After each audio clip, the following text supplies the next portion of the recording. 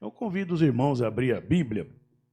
Nós vamos estar vendo algumas passagens, mas eu quero introduzir com o texto que está no livro de Êxodo, capítulo 13, versículo 19. Eu tenho aqui a tradução na versão Almeida Corrigida Fiel, é uma das que eu mais gosto de usar, né? Diz assim o texto: E Moisés levou consigo os ossos de José, porquanto havia este solenemente jurado aos filhos de Israel, dizendo: Certamente Deus vos visitará. Fazei, pois, subir daqui os meus ossos convosco. E assim a gente fica, né? Tem essa personagem que aparece agora no livro de Êxodo, há uma referência também em Hebreus, e tem a história de José no livro de Gênesis. E quem era José? Quem foi José? Abraão, ele teve um filho chamado Isaac, e Isaac casou-se com Rebeca, e tiveram 2 filhos, Jacó e Esaú. É isso? Jacó depois se casou com Raquel e com Lia, e eles tiveram vários filhos. Raquel, porém, era estéril, e ela não engravidava. Depois de passado muitos anos, então Deus olhou para Raquel e a abençoou com a maternidade, e ela deu à luz a José. Acontece que José se tornou o predileto do pai, o preferido. E nesse cenário, o de predileção começou com o tempo a ter atrito entre os irmãos por causa dessa predileção. E aí a gente vai encontrar lá no capítulo 30 do livro da Gênesis o que Deus começa a mostrar e indicar um projeto que ele tinha. Projeto de Deus aqui para a humanidade, não só para aquele lugar. Então, lendo essa passagem, a gente vai encontrar um cenário em que, lá no capítulo 30 de Gênesis, o episódio em que houve a concepção e o nascimento de José, lá no versículo 22 a 25, livro de Gênesis, capítulo 30, versículos 22 a 25, e diz assim: E lembrou-se Deus de Raquel, Deus a ouviu, e abriu a sua madre, e ela concebeu, e deu à luz um filho, e disse: Tirou-me Deus a minha vergonha, e chamou o seu nome José, dizendo: O Senhor me acrescente outro filho.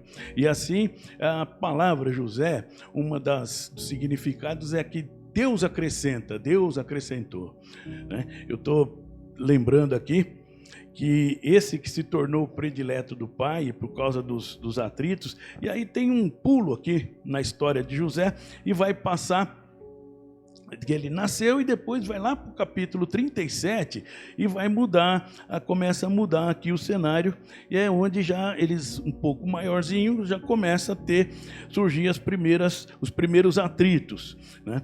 Nós temos lá no versículo 3 essa afirmação de que Israel, então, e Jacó, né, ele amava José mais do que os seus filhos, a todos os seus filhos, porque ele era filho da sua velhice. E fez uma túnica de várias cores. Então José ganhou um presentão. E aquele presente incomodou as pessoas, os outros irmãos, por causa daquele tratamento diferenciado. E aí eles começaram a tramar uma forma de se vingar e se livrar de José. E diz na história dele que aqui nesse capítulo ele tem sonhos, e ele tem 2 sonhos. Um sonho, Deus mostra para ele de alguma forma que todos os irmãos deles, inclusive o pai e a mãe, iriam reverenciá-lo. E isso machucou o coração de Jacó de alguma forma. E nós vamos, no desenvolvimento aqui da história, entender por que essas coisas aí estavam acontecendo assim, dessa forma, né? Ele teve sonhos, e isso foi o motivo de ódio dos seus irmãos. E aborrecimento, inclusive, a narrativa de que o pai o repreendeu por causa disso. Dele ter dito isso e contado esse sonho, né? E por causa disso, ele foi entregue à morte pelos seus irmãos. É uma história que eu estou contando assim, porque é conhecido, os irmãos aqui, maioria, acho que creio que 99% aqui da audiência conhece essa história. Se não, aqui fica a tarefa de ler a história de José, a partir do capítulo 30 aqui do livro de Gênesis, né? E tem duas coisas, dois aspectos que levanta aqui, né? Primeiro, é que o sonho, essa inspiração que veio para José e que causou esse ódio, essa antipatia dos seus irmãos, inclusive a antipatia do seu pai também, é algo que estava vindo de Deus. Meus irmãos, tenham uma certeza. O mundo, com a sua carnalidade, ele sempre vai se opor ao projeto que Deus colocar no seu coração para você fazer. Sempre vai haver essa oposição. E pior, às vezes, e não poucas vezes, essa oposição começa a aparecer dentro de casa. Eu não preciso nem reportar coisas aqui diferentes, que vocês já devem estar aí puxando na memória situações que aconteceram isso. De repente, dentro da sua casa, Deus coloca um projeto lá no coração do servo ou da serva, e aí dentro da família começa a haver um disque ali, porque ninguém quer saber. De fato, parece que o inimigo ele começa a usar, e esse espírito mundano é que se opõe ao projeto de Deus, e ele usa as pessoas, às vezes dentro de casa e fora, então nem precisa falar. Segundo é que José foi vendido por um preço de escravo. Esse preço que os irmãos negociaram ele foi preço de 20 moedas naquela ocasião, depois passou a ser 30, é o preço de um escravo. Vocês conhecem, já ouviram falar alguém que foi vendido e traído por 30 moedas? Dentro da teologia, tem um postulado, digamos assim, que chama-se tipologia. A tipologia bíblica. Então, um determinado personagem, ele se torna ali um tipo de Cristo. E é assim com José. Tem algumas características na vida dele, né? E que eu vou falar assim algumas coisas. Por exemplo, ele foi vendido pelos seus irmãos, traído e por um preço. Ele lá na frente, ele se casou com uma mulher estrangeira. A esposa de Cristo não tem uma nação definida. A noiva de Cristo é a sua igreja, composta de toda a comunidade daqueles que aceitaram Jesus e o adoram e seguem os seus mandamentos. No episódio, quando eles foram fazer com que José fosse eliminado ali do circuito, eles despiram-lhe a túnica. Jesus sofreu algo parecido também. Ele foi jogado dentro de um buraco, dentro de uma cova, que de alguma forma simboliza e é aquela situação da sepultura em que Jesus ficou lá no seio da terra. Mas Jesus, a sepultura não o reteve. E ali chegou a notícia para Jacó, porque eles fizeram um estratagema, pegaram aquela túnica, mancharam com sangue do animal, um bode, segundo narra aqui, e levaram para o pai e falaram: uma fera devorou José, não sabemos aqui o que sobrou dele, não vimos, só vimos isso aqui. Ele foi devorado por uma fera. E ali, meus irmãos, tem algo extraordinário que acontece. Porque Jacó, ele rasga suas vestes. E ele chora pelo seu filho. A notícia de esse rasgado, o pai que rasga sua veste e chora pelo seu filho. Os irmãos cantaram aqui, o véu que separava já não separa mais. A luz que outrora apagada, agora brilha e cada dia brilha mais. A seleção aí dos dois louvores do nosso amigo, Azaf Borba, ele é muito querido nosso, tem muitos encontros assim, que ele sempre está indo naqueles, fazer um momento de louvor nas nossas convenções dos Gideões Internacionais, e ele sempre está apresentando, e a gente tem oportunidade de conversar muito. Mas o que aconteceu naquele dia, simbolicamente, o pai rasgando a veste, chorando pelo filho, o véu rasgando, como se Deus estivesse rasgando a sua veste também, e aquilo não conserta mais, fica rompido para sempre. A veste não remenda mais, né? Mas isso são alguns aspectos que eu queria chamar. E esse relato, né, do véu do templo está lá registrado no Evangelho de Mateus, capítulo 27, versículos 51, né, na primeira parte. Mas o que a gente aprende efetivamente com essa personagem José? Eu me lembro aqui, quando tem um irmão aqui que ele declama uma poesia e conta essa história aqui de uma maneira tão emocionante. Meu irmão, ele também chama José. E o que nós temos aqui, um relato, é que José, ele começa a sofrer perseguições. Essas perseguições, depois que ele vai para o Egito, ele é vendido, ele é entregue por uma caravana de ismaelitas que passavam ali. Quem eram esses ismaelitas? Eram pessoas descendentes do tio. Eram parentes deles mesmo. E os mercadores midianitas é que acabaram fechando o negócio lá na frente. Midianita também era tio dele. Abraão, depois que a Sara faleceu, ele foi lá e casou de novo. Afinal, ele estava bem jovem, né? Devia ter uns 150 anos. Ele se casou de novo, né, com uma moça chamada Setura, ou Quetura. E teve vários filhos. Um desses filhos chamava-se Midian. Então, também era tio desses irmãos aqui. Era tio dessa turma aqui para os quais eles venderam. Os ismaelitas e os midianitas, né? Às vezes a gente vê algumas coisas assim que parecem no Antigo Testamento e parece que não tem assim uma conexão, a gente não consegue estabelecer alguma relação e fica pensando, nossa, estamos falando aqui do Antigo Testamento de coisas passadas, mas nós estamos vendo aqui que Deus ele tem um projeto e esse projeto ele tem uma raiz, e isso está lá atrás, está aqui nessas escrituras anteriores que os judeus chamam de a Torá. Eles estudam isso aqui, todo sábado eles fazem lá a porção, as reflexões em cima disso.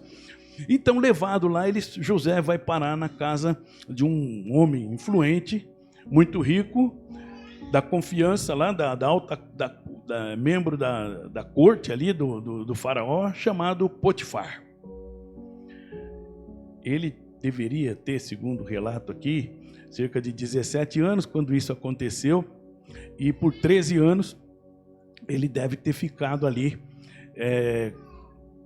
cuidando dos negócios desse homem. E a Bíblia nos narra que esse homem ele cresceu muito, ele enriqueceu demais. Tudo que ele fazia prosperava, porque Deus estava com José.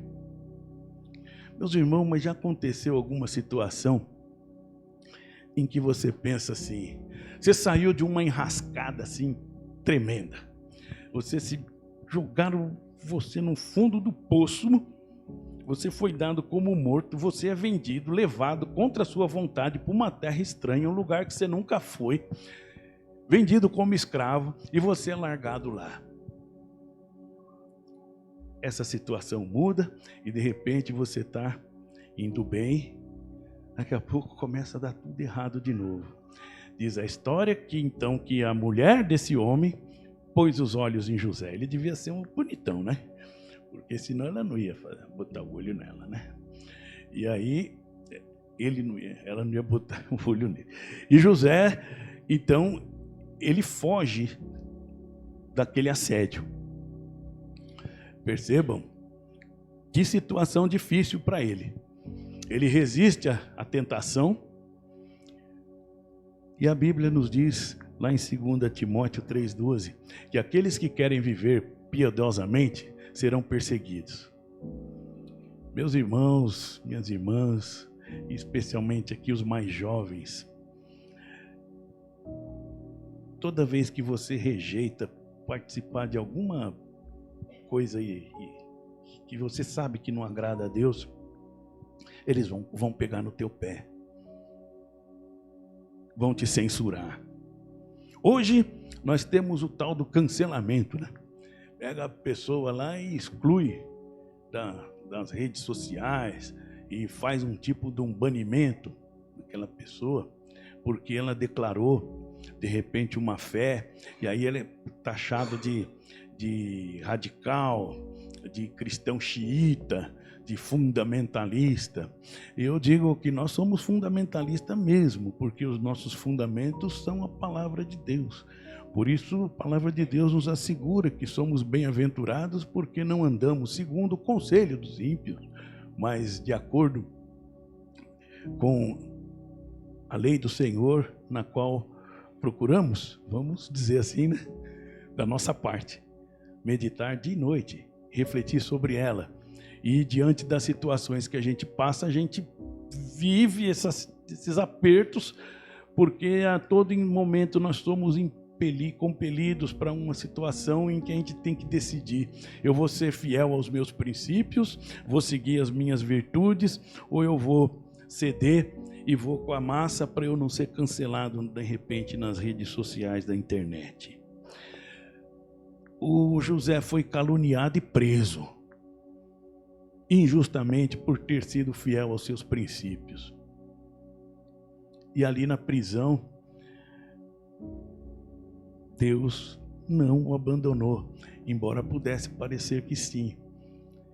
E aí fica para nós, quantas vezes aconteceu isso com a gente? A gente sai de uma situação totalmente desfavorável, você pensa, agora eu vou, e acontece uma desgraça que aparentemente parece ser algo ainda maior que aquilo. Nesse contexto, fica algo para a gente aprender com a atitude que José teve quando ele estava preso. Trabalhe para abençoar as pessoas que estão ao teu redor, mesmo que você esteja vivendo uma situação adversa. Houve um momento nas nossas vidas em que tivemos que enfrentar uma doença séria, muito séria. Os irmãos devem lembrar que os que estavam conosco naquele tempo. E uma colega do trabalho, ela me mandou uma mensagem dizendo: Mateus, eu estou impressionada, porque você passando um problemão desse, você nunca mudou teu humor, teu jeito, você está sempre nos dando atenção. Desculpa por ter pedido isso, aquilo outro lá. E a gente fiquei realmente muito emocionado com aquele tratamento, com aquele reconhecimento, né? Porque, meus irmãos, a vida segue fora de nós. Às vezes a gente olha pensando, poxa, tá tudo ruim para mim aqui, mas eu, mesmo com a minha experiência ruim, eu posso abençoar uma pessoa que às vezes está passando por uma situação dificílima. algum tempo depois, nós pudemos ajudar emocionalmente pessoas que passaram por problemas semelhantes, por causa daquela experiência que a gente viveu no passado. E essas coisas, meus irmãos, vão aparecendo aqui para a gente aprender com essa história de José. Ele estava preso. Ele estava preso. Há uma passagem na Bíblia, no livro de Eclesiastes, que diz assim, lá no capítulo 11, lance o teu pão sobre as águas, e depois de muitos dias o acharás. Ou seja, use seus recursos, que aquilo que Deus te deu, use para semear coisas boas, porque lá na frente certamente vai ter um retorno positivo para a sua vida.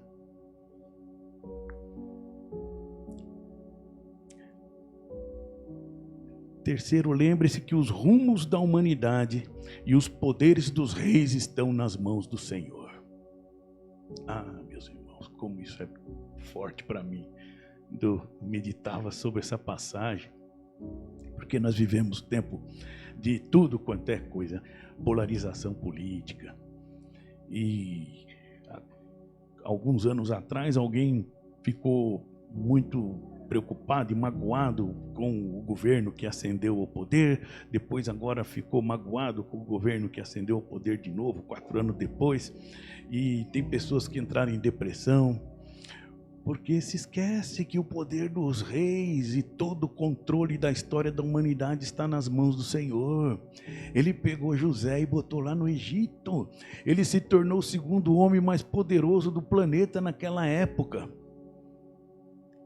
Alguém que foi tirado do fundo do poço, vendido como escravo, depois foi jogado numa prisão, mas ele sempre se ocupou de levar, de abençoar as pessoas que estavam ao seu redor.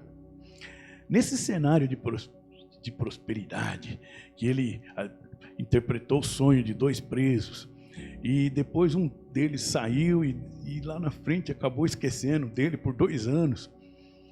E aconteceu um episódio que eu disse agora há pouco, que o coração dos reis e dos governantes e de toda a humanidade está nas mãos de Deus. Ele fez, o faraó teve um sonho. O sonho das vacas magras e o sonho das espigas magras, que viria de 7 espigas magras, que viriam depois de 7 espigas gordas, bem granadas, bem formadas. E Deus revelou para José que haveria 7 anos de fartura e depois 7 anos de fome, né? E ele foi nomeado então o grande administrador daquilo, e o nome dele foi mudado ali naquele império chamado, segundo aí alguns dizem que o nome que foi dado para ele de Zafenat Paneah significa o Salvador do mundo. Olha aí, meus irmãos, aquela tipologia que eu falei agora há pouco aqui. O Salvador do mundo. Aquele que proveu, pelas mãos de Deus, recurso para que a família dele não viesse a perecer naquela época. Porque Deus tem o controle, o coração dos reis e o poder da humanidade e toda a história dirigida por ele. Tudo está nas mãos dele. Não somos nada. Hoje estamos aqui, amanhã não estamos mais. A gente não consegue saber nem se o segundo seguinte a gente vai respirar. Eu não sei sequer se eu consigo concluir essa pregação aqui. Não é verdade? Porque Deus, Ele está acima de tudo e tudo está nos controles dEle. Tudo está nas mãos dEle. Então, fica um conselho. 4, poupe o que puder nos tempos de fartura. Os tempos de fartura, aqueles 7 anos de fartura que teve, foi determinado que se guardasse uma parte para que haveria um tempo em que isso ia terminar e havia um tempo de escassez, de carestia, então você estaria preparado para isso. Essa é uma lição básica que a gente tira dessa história de José. A quantos de nós, e eu também me encaixo às vezes nesse processo aí, a gente, quando está vivendo um tempo de fartura, parece que a gente fica inebriado, hipnotizado com aquela situação, e você vai gastando. Ou se você vai usando dinheiro e não se lembra de gastar, de poupar, de guardar, e aí vem um tempo de dificuldade e você não consegue mais fazer nada, não há mais essa possibilidade, né? Esse é um princípio da prudência. Uma quinta coisa, José recebeu a mão da princesa, a filha do faraó, em casamento. E ele teve 2 filhos. O mais velho, Manassés. E ele botou esse nome porque significa que ele tinha esquecido das dores do passado dele. Gente, fica essa lição para a gente. Não deixe a lembrança das más experiências que nós passamos bloquear nossa comunhão com Deus e com nossos irmãos. Ele, claro, não se apaga nada da memória, mas não se permita mais ser afetado por aquilo, de tal maneira que isso venha quebrar a tua comunhão com Deus e com seus irmãos. Ao que parece, talvez ele até, quem sabe, pensasse em dar um troco, mas ele olhava para Manassés, ele esqueceu, né? Ele deixou para trás aquilo, experiência passada. Quantas experiências passadas ruins, coisas desagradáveis que aconteceram conosco, e você não deve se lembrar de nenhuma delas. Você deve ter dificuldade de lembrar delas. Isso tem que acontecer com você, porque não pode te afetar. Não pode. E pastor Everson, uma vez ele falando à nossa igreja, ele disse que nós precisamos aprender a colocar um ponto final em algumas etapas da nossa vida e virar a página. Não podemos continuar indefinidamente criança, indefinidamente adolescente, indefinidamente adulto, né? Vamos dizer assim. Nós vamos envelhecer, nós temos que administrar isso, porque o Senhor colocou isso para nós. Estávamos conversando esses dias aí, o pastor Osmar, o meu filho mais velho completou 26 anos anteontem. 26 anos. Eu lembro o pastor Osmar foi visitá-lo lá quando ele nasceu, lá, com o bigodão preto. Assim. Eu não tinha essa abertura da camada de ozônio aqui, ainda não tinha. Estava começando ainda. Eu ainda conseguia correr 90 minutos jogando bola. Era difícil correr atrás do Beto, mas eu conseguia naquele tempo. Então, gente, o tempo passa, as coisas mudam, a gente muda. E não faz bem para o fígado carregar lembranças ruins, coisas desagradáveis na nossa vida, tá bom? E terceiro, meus irmãos, o ponto 3 aqui dessa conversa, confie nas promessas de Deus. Isso aqui é fundamental. Confie nas promessas de Deus. E aqui a gente destaca, gente, o Egito, nesse contexto, depois o povo de Israel ficou preso ali como escravos. Eles não podiam sair de lá, eles sofriam nas mãos daqueles exatores, né, dos capatazes, por conta de um receio de um faraó que surgiu naquele tempo. Mas como nós lemos aqui, e eu estou puxando agora aquela primeira passagem que eu li, José fez que os irmãos dele solenemente jurassem que ia levar os ossos deles dali, tirar dali do Egito e levar para fora. O Egito representa o mundo. O faraó, naquele contexto, o inimigo de nossas almas que nos aprisiona. Nós estamos, de certa forma, no Egito, que ele representa esse mundo sem Deus, esse mundo carregado de idolatria, carregado de coisas ruins, carregado de pragas, de flagelos que se sucedem um após o outro.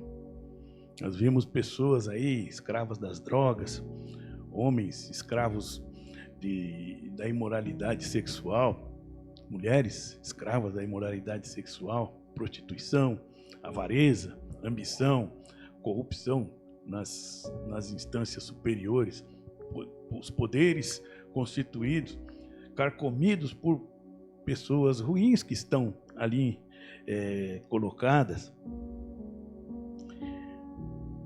Mas saibam que o Egito não é a nossa última estação.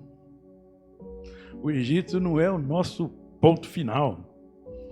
O Egito é o lugar onde a gente está aprendendo, onde a gente, assim como o povo de Israel precisou lembrar quem era o Deus a quem eles, dos seus pais, a gente aqui aprende isso também. A todo instante nós somos chamados para isso. E dentro aqui, e a história de José, ela está nesse contexto desse grande projeto de Deus para a humanidade. Porque ali a gente pensa assim, não, mas é o povo de Israel, eu não sou judeu, eu não sou hebreu, eu não estava lá naquele tempo, eu não vi nada disso. Eu nasci, sei lá, meus avós eram indígenas, africanos, né? Tem algum europeu também, mas, gente, o projeto de Deus não é única e exclusivamente para aquele povo, e passa por José. E aqui nós temos uma passagem extraordinária, porque quando Jacó, Israel, estava para morrer, primeiro ele chamou os 2 netos, Manassés e Efraim, e pôs a mão sobre eles e abençoou. Tem um negócio aí por trás disso aí, mas não dá tempo de falar aqui, senão a gente vai sair daqui domingo que vem. Mas ele depois chamou os filhos e abençoou um por um. E eu quero ler com vocês lá no capítulo 49, de 22 a 29, quando ele chamou José para abençoar, o que ele falou para José.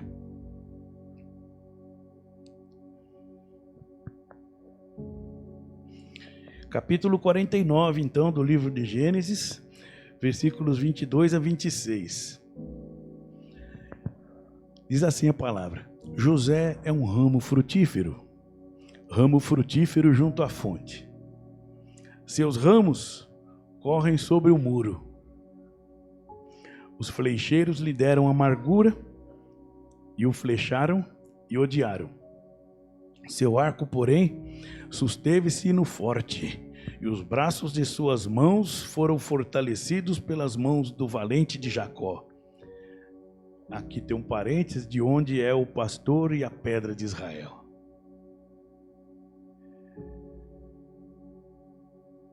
Pelo Deus de teu pai, o qual te ajudará, e pelo Todo-Poderoso, o qual te abençoará com a bênção dos altos céus, com bênçãos do abismo que está embaixo, com bênçãos dos seios e da madre. As bênçãos de teu pai excederão as bênçãos de meus pais, até a extremidade dos outeiros eternos. Eles estarão sobre a cabeça de José e sobre o alto da cabeça do que foi separado de seus irmãos. Chama atenção aqui, isso quer dizer que José é como uma árvore, um ramo frutífero junto à fonte, ou seja, ele está conectado com a fonte que o nutre de maneira muito firme, e os seus ramos correm sobre o muro. Quem tem vizinho de muro, sabe que você planta um pé de chuchu lá, o chuchu ele pula para o outro lado lá. Ele passa para o vizinho, ele transpõe aquela barreira física que foi colocada, aquela barreira que faz a separação, aquele muro que divide. E o apóstolo Paulo, de uma maneira extraordinária, lá no capítulo 2 da carta aos Efésios, no versículo, vamos pegar aqui, 14.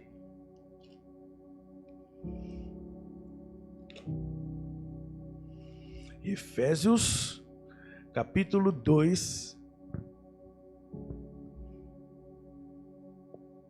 versículo 14. O Senhor diz assim, olha, porque ele, aqui referindo a Jesus, nós estamos falando aqui que José é um tipo de Cristo, mas Jesus é a nossa paz, o qual de ambos os povos fez um.